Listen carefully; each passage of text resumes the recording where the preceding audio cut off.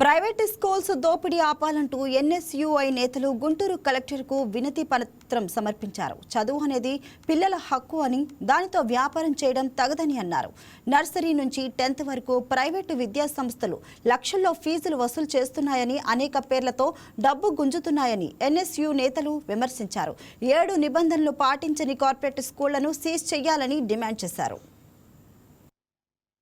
పక్కనున్నటువంటి తెలంగాణ రాష్ట్రం కాంగ్రెస్ పార్టీ ముఖ్యమంత్రి రేవంత్ రెడ్డి గారు ఆయన కూడా స్కూళ్ళల్లో విపరీతంగా ప్రభుత్వం కేటాయించినటువంటి నిర్ణయాల్ని కాదని మీ ఇష్టారాజ్యంగా దోచుకుంటే స్కూళ్లను సీజ్ చేస్తాం, తాట తీస్తామనేటటువంటి మాటను పక్క రాష్ట్రంలో ఉన్నటువంటి ముఖ్యమంత్రి రేవంత్ రెడ్డి గారు చెప్పారు.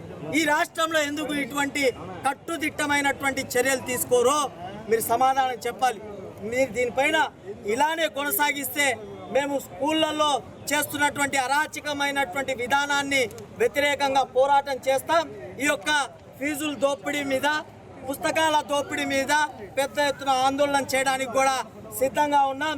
మేము అవసరమైతే డిఈఓ కార్యాలయాన్ని కూడా ముట్టడించడానికి, అదేవిధంగా విద్యాశాఖ మంత్రి కార్యాలయాన్ని కూడా ముట్టడించడానికి సిద్ధంగా ఉన్నామని ఆంధ్రప్రదేశ్ ఎన్ఎస్యుఐ పక్షాన తీవ్రంగా డిమాండ్ చేస్తూ హెచ్చరిస్తా ఉన్నాం.